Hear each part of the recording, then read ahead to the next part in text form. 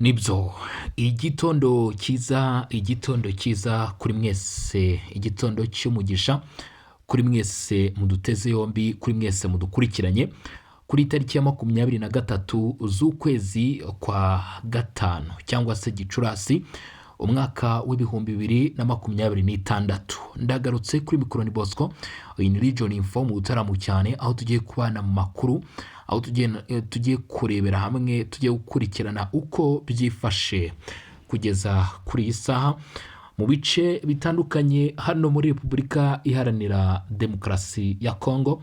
Tugiye gukurikirana amakuru ajyanye n'ibikorwa by'umutekano muri Kivu y'Amajyaruguru ndetse no muri Kivu y'Amajyepfo. Turaza kunyarukira turebe uko byifashe kuri ubu ngubu. Umujyi wa Rubaya urimo uragerwa amajanja, wakomeje kugerwa amajanja n'uruhande rw'igisirikare cya Leta Repubulika Demokarasi ya Kongo, Wazalendo ndetse na FARDC. Yewe abo M23 ishinja rwose ko barimo gukorana n'ingabo zigiye zitandukanye, bashinjwa gukorana na Tanzania, bashinjwa gukorana na FDNB igisirikare cy'u Burundi, bashinjwa gukorana na Angola, ndetse yewe ntabwo bigarukiraho, kubera yuko kugeza kuri ubu ngubu umutwe wa 23 turavuga uti turimo guhangana n'ingabo za Amerika. Abacancuro baje hangati n'ingabo za Amerika zoherejwe kugira ngo bafatiye Rubaya, kubera ko mu by'ukuri kugeza kuri uyu munsi bitangazwa yuko rwose ngo Amerika yifuza gukomeza kugenzura ndetse no kuyobora ibice bya Rubaya. Turaza kuba tubigarukaho turebe ko byifashe. Ese nayahe makuru aramutse i Rubaya? Nibiki biramutse Rubaya? Byifashe gute mu masaha ya nijoro? Byagenze gute mu masaha ya saa sita? Byari byifashe gute Rubaya? Ko tuzi ko kuri ubu ngubu bivugwa ko mu masaha ya nimugoroba, ubundi mbere yuko nsohoka muri studio mu masaha ya nimugoroba ku munsi w'ejo, situation uko yari imeze, abaturage benshi bari bahunze mu mujyi wa Rubaya kubera yuko bakekaga yuko uyu mujyi ushaka kuza kugaragaramo imirwano myinshi. Abaturage baragaragaye bikoreye rwose utuntu tugiye dutandukanye. Ndagira ngo iyi video nyishyire muri group yacu ya WhatsApp murebe uko mu masaha ya nimugoroba ku munsi w'ejo byari bimeze. Abaturage rwose bafashe utwangushye bagerageza guhunga bareba uko bakiza amagara yabo cyangwa se baramira ubuzima bwabo. Keretse anga nakubwiye, keretse igiharamagara nicyo cyasigaye muri Rubaya, naho ubundi buri muturage wese ufite ashaka kwerekeza, ufite aho ashaka kuba yarambika umusaya, yafashe ibishoboka arahunga, kubera yuko ikijyanye na za Nyamugigima n'imirupuko Rubaya byari bimeze nayo masaha ya nimugoroba. Rero ntabwo byagarukiye aho ngaho, hari impinduka zikomeye cyane zabayeho ngiye kuba nagaruka cyangwa se ngiye kuba nakugezaho. Ari nayo mpamvu rero ngira ngo mu by'ukuri ube hafi dukurikirane aya makuru, ube hafi tubane muri aya makuru muri aya masaha. Muri iki gitondo turi mu masaha mu gitondo twebwe, ubwo we biraza guterwa mu by'ukuri naho ingengabihe yawe ihagaze cyangwa se n'igice uherereyemo, mu by'ukuri uko isaha yaho irimo kubara, kuko twese ntabwo ubu ngubu biri mu masaha ya mu gitondo nk'abari muri iyo mu bihugu by'i Burayi ndetse na Leta Zunze Ubumwe za Amerika. Namwe mudahwema kudukurikira, murabizi rwose ko amasaha bitagendana. Muratwihangana ariko twebwe biracyari mu masaha mu gitondo, ngira ngo benshi muba mubizi. Hanyuma rero twebwe bikiri mu masaha mu gitondo, ngiye kubabwira uko biramutse bihagaze, uko byifashe, situation uko imeze.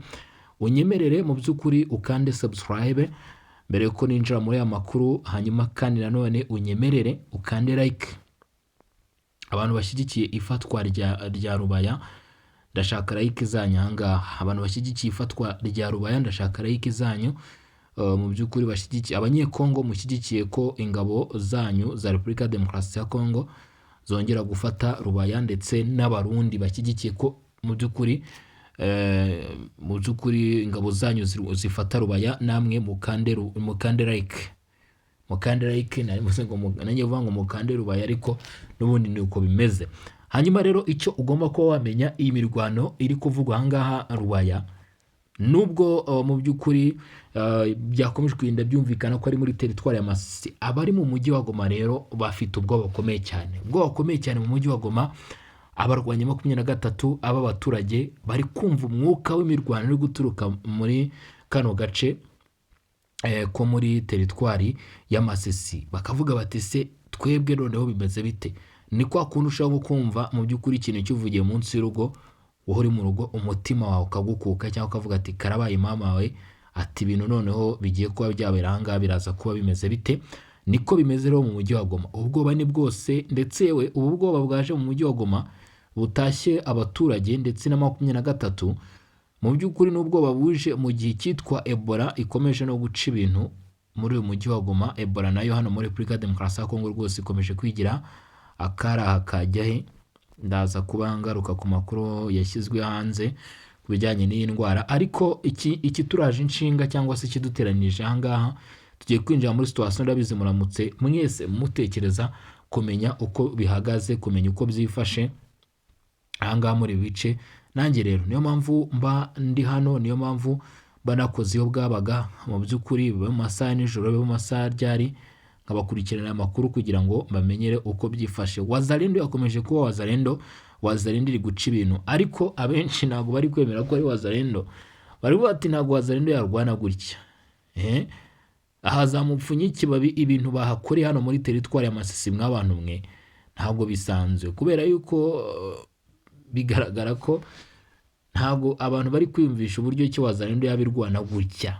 Nuvuga ngo bari kugera kuri 23 ni nko kwasi kibonobono. Igice bari kuvuga bati are tugabye igitero hariya ntabwo kirimo kugaruka, ntabwo kirimo kugaruka. Noneho bafite imibare ikomeye cyane ntabwo ari Wazalendo bakivuga bati niba dufashe igice dukomeze batabipanze. Barimo gufata ibice bapanze, barimo gufata kurwana urugamba rupanzwe. Ari nayo mpamvu benshi mu bashyigikiye 23, benshi mu ruhande rw'umutwe wa 23 bavuze bati ibi ntago ari, iyi ntago ari mu by'ukuri Wazalendo gusa, tarimo abanyamerika, tarimo ibintu byinshi cyane. Turaje tubigarukeho turebe uko byifashe. Katwinjiye mu makuru rero. Hari andi makuru menshi ngufitiye, nubwo ndimo nkomoza ku bya Rubaya gusa, ariko hari andi makuru menshi mba ngufitiye nk'icy'Ububirigi bwavuze ndetse n'ibindi bigiye bitandukanye. Ariko ndabizi ko mwese uko muterane hano mushishikajwe cyane n'ibiri kuvugwa Rubaya, mushaka kumenya uko bihagaze Rubaya, amakuru ageze. Nanjye rero niyo mpamvu mba nabakusanyije nkayabazanira kugira ngo mubashe kuba mwakurikirana 5 kuri 5 uko bimeze. Nshimira abantu mwakomeje gukanda like, nshimira abantu mwakomeze gutanga ibitekerezo byanyu. Hanyuma rero abasirikare 10 baba 23, nubwo mu by'ukuri birimo kuvugwa hano ukuntu raporo ibimeze cyangwa se ukuntu amakuru tuba twayakiriye, baravuga ko abasirikare 23, ariko nanone bakagira bakavuga bati umutwe ushyigikiwe n'ingabo z'u Rwanda. Nk'iyo batanga amakuru bavuga ati ingabo z'u Rwanda, ariko u Rwanda rwo ruravuga ruti twebwe nta basirikare dufite kugeza uyu munsi, n'umutwe wa 23 uri kurwana. M23 ikavuga iti natwe mu by'ukuri ni twebwe turimo kurwana, ntabwo dushyigikiwe n'ingabo z'u Rwanda.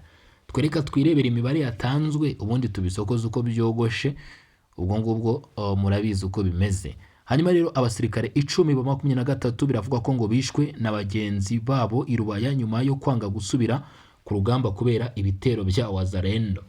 Ibi ni ubwoba, nuvuga ngo nabibabwiye aha ngaha M23 yakaniye, ntabwo ishaka ibintu by'ubwoba.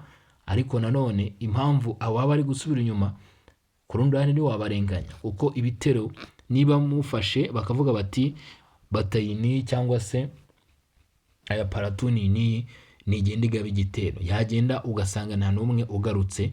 Murabizi ko hari bamwe bagiye bashyirwa muri uyu mutwe wa 23, ariko bari baragiye bakurwa mu bice bigiye bitandukanye bagahabwa imyitozo mike cyane, cyangwa se ugasanga nyine n'ubundi bashyizwe muri uyu mutwe batabyumva. Ari impamvu ubona hari bamwe bagenda basubira inyuma gutyo. Biravuga ko rero ku munsi w'ejo Rubaya abagera ku 10 rwose ngo bagize iki, barashwe na bagenzi babo. Mu magambo make M23 barimo gusubiranamo ubwoba Wazalendo yababitsemo, FARDC kubabikamo burimo kubatera gusubiranamo. Ibi rero ni ikintu gikomeye cyane, kuko nk'ubu ngubu niba aba 10 bishwe bakicwa na bagenzi babo, ntabwo babura izindi nshuti bari bafite zasigaye. Izo nshuti rero nazo ziraza gusigarana akangononwa n'uruntu mu bo mu by'ukuri muri abo babishe. Bivuze ngo ni umwuka mubi batangiye gututumba muri izi nyeshyamba. Imbere muri bo batangiye gusubiranamo, ibintu birakomeye biradogereye. Amakuru aturuka muri teritwari ya Masisi muri Kivu y'Amajyaruguru aravuga ko abasirikari 10 bo mu mutwe wa 23 bishwe na bagenzi babo i Rubaya nyuma yo kugerageza guhunga urugamba kubera ibitero bikomeye byagabwe na Wazalendo bafatanyije na FARDC. Nk'uko aya makuru abivuga, nyuma y'imirwano ikomeye yabereye mu duce dutandukanye twa Masisi, abarwanyi ba M23 basubiye inyuma berekeza i Rubaya mu rwego rwo gushaka umutekano no kongera kwisuganya. Biravuga kandi ko nyuma y'inkunga ya gisirikare yaturutse mu bice bya Kasika, Kaziba ndetse na Ijwi, abasirikare bari bahungiye Rubaya basabwe kongera gusubira ku mirongo w'urugamba kugira ngo bahagarike advance ya Wazalendo. Icyakora bamwe muri abo basirikare ngo bagaragaje ubwoba bwo gusubira ku rugamba, bavuga ko bananiwe nyuma yo kubona uburyo ibitero bagabweho byahitanye benshi muri bagenzi babo. Baravuga bati ntabwo dusubirayo. Amakuru akomeza avuga ko ngo babiri muri bo banze gusubira ku rugamba maze bahita baraswa na bagenzi babo ku buryo bwihuse ako kanya direct. Ati rwose bahise baraswa. Aya makuru kandi ngo avuga ko hari ubwoba buri gukwira mu basirikare ba 23 kubera ubukana bw'imirwano n'ibitero bavuga ko bakomeje guhura nabyo mu duce twa Masisi ndetse na Rubaya tukomeje kwibasirwa n'ibitero. Bavuga bati ntabwo turi buze kwishyira urupfu turureba rwose. Bati ntabwo turi buze kwishyira urupfu turureba. Ubuyobozi bwa 23 bukavuga bati twabahaye ubufasha, twahamagara bari Kasika, twazanya bari Kaziba ndetse na Ijwi kugira ngo baze kubaha ramforo musubire ku rugamba. Bamwe bati rero ntabwo habura abanyabwoba cyangwa se ababitekerezo ukundi bakavuga bati ntabwo turi buze kujyayo, nuko rero byashe kubagendekera. Ku ruhande rwa Wazalendo bavuga ko bakomeje ibikorwa byo guhangana na 23 kandi bafite intego yo gukomeza kubasubiza inyuma mu bice bitandukanye byo muri iyi teritwari. Nk'uko amakuru akomeza kugenda mu by'ukuri abigaragaza. Rubaya ubwoba bwinshi mu mujyi w'ubucukuzi bw'amabuye y'agaciro kubera Wazalendo bakomeje kuwusatira. Nibyo natangiye nkomozaho cyangwa se nibyo natangiye mvugaho.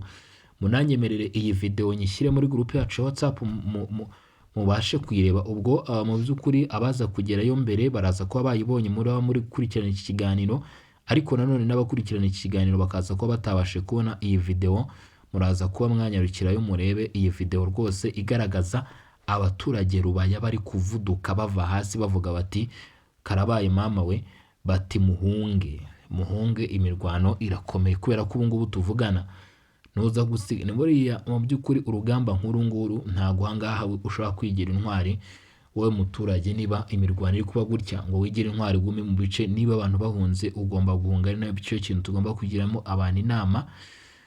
Binavuga ko mu by'ukuri n'inyeshyamba z'umutwe wa 23 kugira ngo zibashe kurwana, bamwe bavuze ngo zaje gusubiza inyuma abaturage, abandi bavuga bati M23 se kwizwe ibikorwa byo kwikinga ku baturage byagenze gute.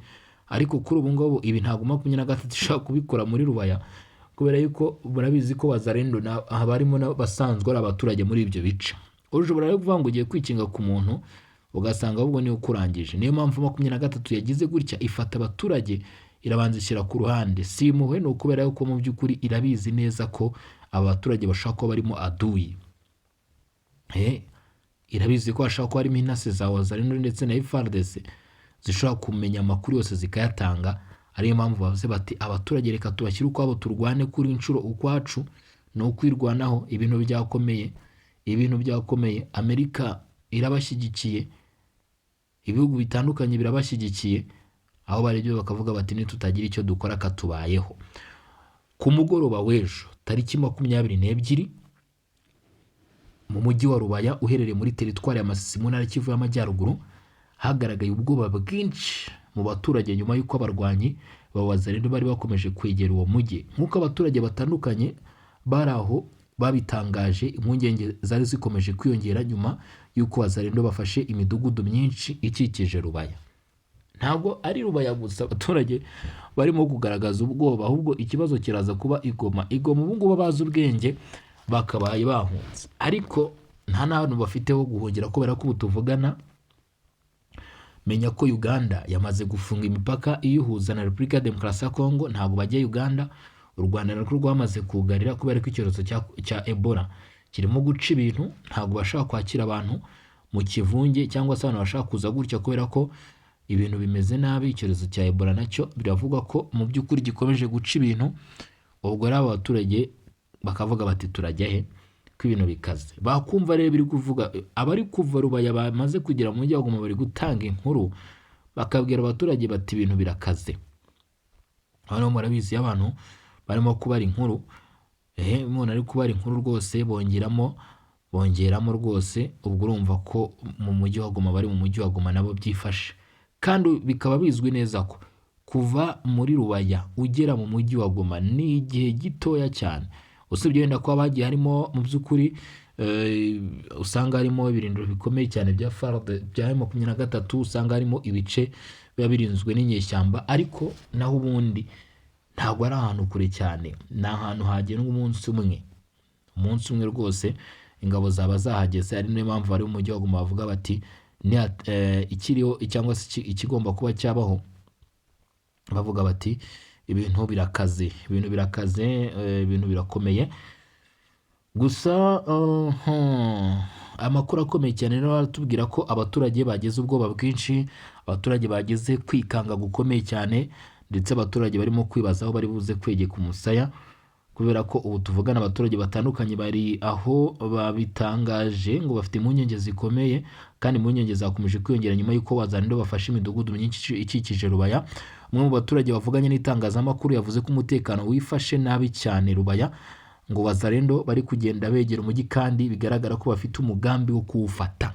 Abari Rubaya bavuga ati ikigaragara ntabwo ari ukwegera umujyi gusa, ntabwo biri buze kugarukiraho, bavuze bati umugambi wo gufata cyangwa se gahunda yo gufata Rubaya ni gahunda iri special, ni gahunda iri ku murongo, ni gahunda ntakuka. Abo ni bande? Abo ni abitwa abaturage. Buriya umuturage ababizi neza, amakuru abagiye bayahanahana gake gake, bati rwose ibyo turi kubona aha ngaha nimwirwe mujya kure cyangwa se muca ku ruhande. Ati FARDC Wazalendo, kuko bundi biri kuvuga ko ni Wazalendo irimo kugaba ibitero aha ngaha, ntabwo bigeze bavuga ngo FARDC ngo irimo kugaba ibitero, biravuga ko ari Wazalendo. Abaturage rero bati icyo turi kubona kuri inshuro aba Wazalendo gahunda bafite bameze nk'abari kuzimya sitasiyo cyangwa se nk'abari kuzimya inzu yahiye, cyangwa se abari gusenya inzu, ntabwo bari buze guhagarara. Ku bw'izo mpamvu abaturage bavuga ati twahunze. Si ukuvuga ko banze ibice batuyemo cyangwa se badashobora no kuguma aha ngaha, ko Wazalendo bivuga ko ari bamwe mu baturage, ariko kugeza kuri ubu ngubu imirwano irimo iravugwa Rubaya aha ngaha. Iyi Rubaya mu by'ukuri iraza kubamo akantu gakomeye cyane. 23 yazanye abasirikare mu by'ukuri abavuye mu bice bigiye bitandukanye. Ijwi ejo bundi havuye abasirikare baravuga ati se bigenze bite? 23 irekuye ijwi, bigenze bite?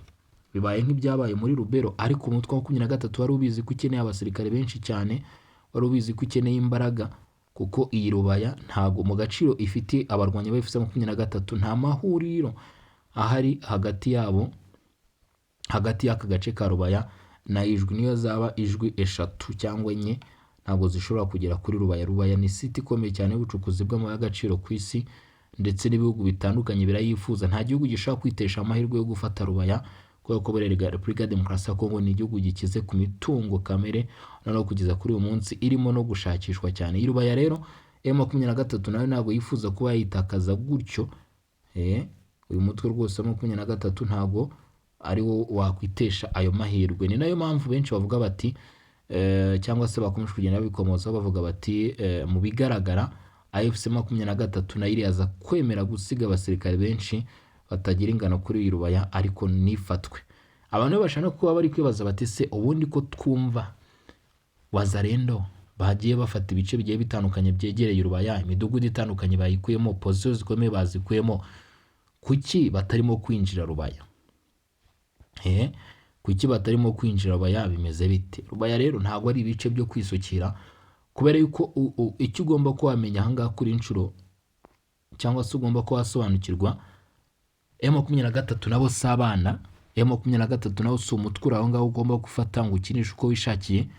Ni umutwe ufite igisirikare gikomeye, kandi kugeza kuri ubu ngubu M23 nayo ifite ishaka kubareka avuga iti iyi Rubaya tuyimazemo iminsi, reka tuyitegemo imitego ikomeye cyane, tutegemo aba Wazalendo tubamariremo. ari nayo mpamvu mwumvishe Wazalendo bakomeje kubaka icyitwa Triangle, aho bashaka kugaba ibitero biturutse bikozwe mu nyabutatu, bikozwe nko kuzenguruka iyi Rubaya. Ibyo ngibyo nibimenyekana baraza kubihindura, baraza gukomeza gutegura imitego ikomeye ndetse n'ibipanga ikomeye cyane mu bitero bizahangaha, nk'ubu ngubu aho bita Cyugi, Kinigi, Gashovu. Utu duce twose Wazalendo yari yadufashe kugira ngo ibashe gutegura igitero gikomeye cyane. Ni mu gihe kuri ubu ngubu amakuru akomeye akomeje kugenda tugeraho, agaragaza bimwe mu bice byagiye bifatwa, zimwe muri lokalite zagiye zifatwa, umujyi wa Kibabi, Katoyi, Nyakigano, Kawere, Cyugi, Muho, Bukumbire ndetse na Gasenyi. Nk'utu duce twose twamaze kuba tombe, ariko ntabwo mu by'ukuri biha ububasha n'uburenganzira FARDC na Wazalendo kwinjira gutyo uko biboneye muri iyi ngiyi, muri iyi Rubaya. Nanone ni ahantu ho kwitondera, ntabwo ari ahantu bari buze kuba bahubukira rwose. Ibyo ngibyo mubimenye. Gusa nanone ubwoba bwo ni bwose muri uyu mujyi, ndetse intwaro zakomeje kugenda zihegerezwa nk'uko bigaragara.